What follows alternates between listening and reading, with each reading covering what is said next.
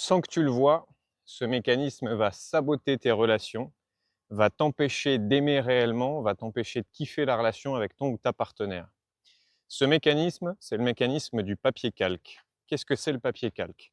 Quand tu vas entrer en relation, notamment de couple, eh bien, dans le fin fond de ton inconscient, tu vas avoir une espèce d'image idéalisée, fantasmée, de ce qu'est ou devrait être le ou la partenaire idéal. Cette image, elle est basée sur tout ce que tu as vécu dans ton enfance, tes expériences de vie, tes traumas, et également les expériences sentimentales du passé.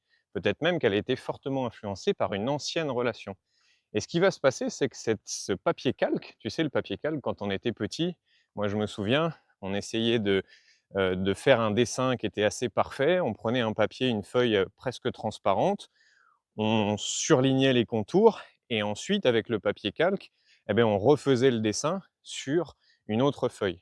Eh bien, le papier calque, c'est cette image inconsciente que tu vas avoir à l'arrière, toujours en arrière-plan, et qui va faire que tu vas rentrer en relation et inconsciemment, tu vas comparer ton ou ta partenaire à ce papier calque.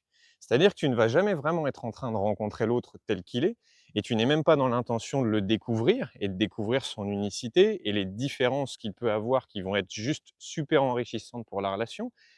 Tu es juste en train de comparer à cette image fantasmée, parce que peut-être, imaginons que tu as vécu un super truc dans ta dernière relation, parce qu'il ou elle était comme ci, comme ça, il avait telle ou telle qualité, et puis vous avez vécu ça ensemble et c'est super. Et donc, tu vas sans cesse comparer la personne avec qui tu es à ce papier calque.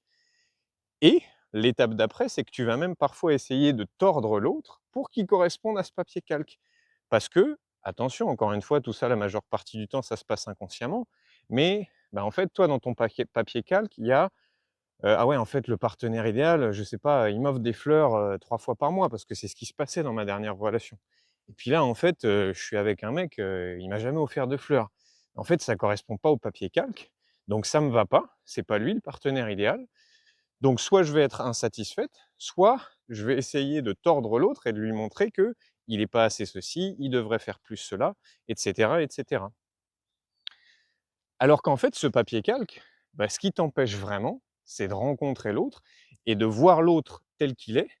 Et tu pourrais découvrir peut-être un être humain qui forcément va être différent de ce papier calque, mais tu pourrais peut-être même, tu sais quoi, tomber amoureux de cet être humain qui va faire valdinguer ton papier calque, qui n'était pas prévu dans tes plans, mais qui va juste sortir du cadre prédéfini que tu t'étais fait. Et c'est là que potentiellement l'amour peut commencer.